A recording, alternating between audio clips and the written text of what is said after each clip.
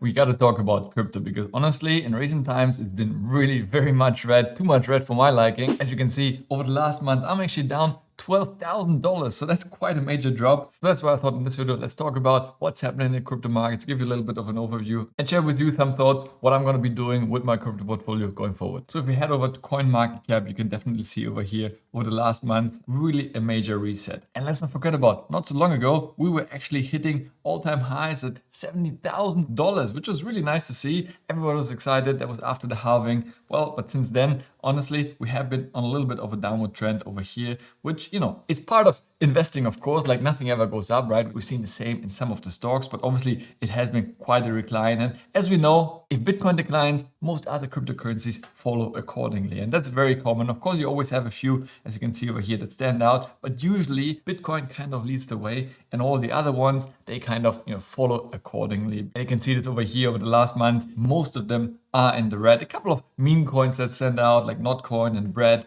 but apart from that, majority very much over the month in the red. Overall though, the total crypto, market capitalization is still just behind the high what we had back in 2021. So we're just touching there, but still going very strong. You can see the development over there. So that's the total market capitalization of the cryptocurrency market, now around 2.3 trillion. So technically that's still less than, for example, companies like Apple or Nvidia, which are over 3 trillion. So we're still below that. So I still personally think we have a long way to grow in the crypto markets. Little breakdown over here. You can see the dominance, of course, still very much a majority is run by Bitcoin. So, out of the 3 trillion, 1.25 trillion is from Bitcoin alone. So it really brings the majority of the value. You can see here the market dominance right now, it's around 54%. So it really is very concentrated on Bitcoin. Then you have a bit of altcoins and then all the rest over there. Fear and greed index, always something interesting to look at, just to kind of give a gauge of how greedy people are. As Warren Buffett says, be greedy when others are fearful and be fearful when others are greedy. Well, it looks like, the greed is coming down because the prices are cooling off. People are not sure anymore if they should invest. So that's actually probably a time potentially to invest more. But we'll come to this in a second. Also, we can head over to the Bitcoin ETFs just to kind of get an idea of what's happening inside the ETFs. Because once we had Bitcoin ETFs actually coming online, a lot of money flew into those, right? However, we can see also over the last 30 days over here that there has been quite a bit of an outflow out of those ETFs because once again, people getting a bit nervous, pulling their money and putting it potentially elsewhere. However, over the 1 year, it's still a nice increase since they came on board and now sort of stabilized around that. I mean, in total, it's $52 billion that we're talking about in assets under management. So really quite substantial amount, obviously. But yeah, we see over the last 30 days, we had a total net outflow of 174 million.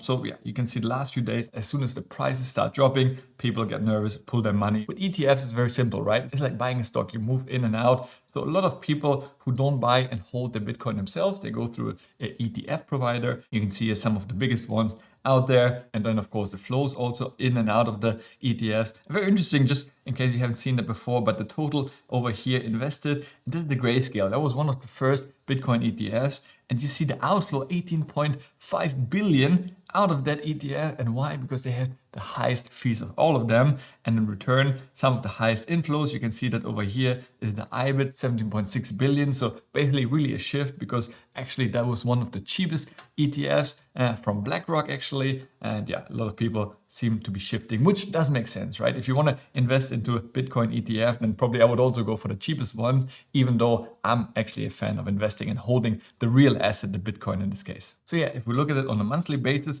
actually we underperformed the S&P 500, which is rare to say, but yes, for the months, definitely there has been a little bit of a decline in performance. But let's zone out for the year-to-date performance at the beginning of the year. There we see once again, Bitcoin does outperform, even though we still have strong performance by the S&P of almost 15% in a couple of months, obviously driven by all the tech stocks and so forth. But still, Bitcoin outperformed it over the 1 year. Same story, even more so, more than 4 times the returns of Bitcoin versus S&P. And of course, the longer we zone out, that difference gets even bigger. But yeah, that just shows you it's natural to have these volatilities. You see that over here. It happens all the time, right? the more you invest into a volatile asset, the higher potential upside you have, but it also comes with some downside corrections, right? That's normal when you invest into things that go up rather fast, right? You know, the S&P also had major swings up to 40% in a year where there was a correction. That's normal and happens to a lot of investment classes. Of course, within Bitcoin and other crypto assets, it may be even more pronounced in a shorter time period. So what are some of the reasons? And I found some really good insights over here. It's a great newsletter called Milk Road. Really recommend you. One of the big points was the selling pressure from Bitcoin miners, right? After the halving, obviously the reward, you can see that over here, the revenues Bitcoin miners are getting is now cut in half basically, right? So it's getting less attractive in a way. And there's normally that some people will leave. And therefore, yeah, there's definitely a selling pressure that people, diversify away into some other crypto class. And that usually has an impact as well on the Bitcoin price. Another reason is the fact that the Germans are actually selling a lot of Bitcoin. I was actually quite surprised that the Germans have that much Bitcoin. But as it says over here, a lot of the coins were seized from previous operators of a movie privacy website. You can see that over here, the German government, how much they have. You can actually even see all the transactions, which is really quite interesting to see how they're selling those in every moment, right? Because it's on the blockchain, you can really follow those and really quite interesting. Yeah, but as I said, I was quite surprised how much they actually have in Bitcoin. So really impressive. They are selling right now. And obviously these are big numbers that they're selling.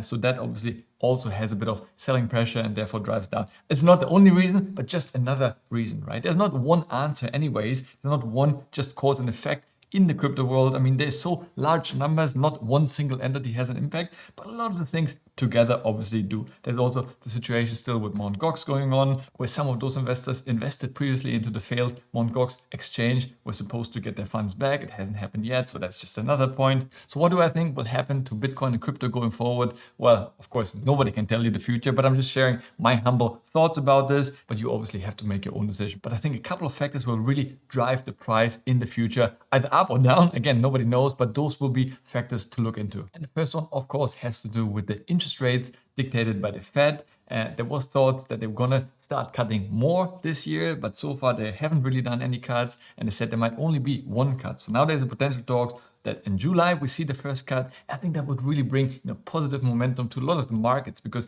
as the interest rates will go down, more money will flow into all these various investments. People instead of getting high interest, then they have to do something else with their money. Otherwise, it will lose value to inflation. So then people invest into stocks, into other markets, and of course cryptocurrency. So that could be a big boost. The ECB has started that already last month. So the hope is that other countries will soon follow as well. And of course, the second big catalyst to that would be, interestingly enough, the vote. We have on this Thursday the first time those two gentlemen going up head to each other on CNN on Thursday. So that will be really an interesting debate to watch. Obviously, the election coming up later during this year. But it's interesting enough, previously, none of them were particularly crypto bullish, right? But then Trump started recently really endorsing Bitcoin, already received millions in donations via crypto. And now the Biden camp came out and said he's equally bullish on Bitcoin and wants to make the US very crypto friendly. So yeah, very interesting to see how the narrative changes, but I think that's really bullish for the long-term success of crypto. If the US is behind it and supports it, I think that's a great sign. And that's also why it's now highly likely that sometime in July, we might be seeing the first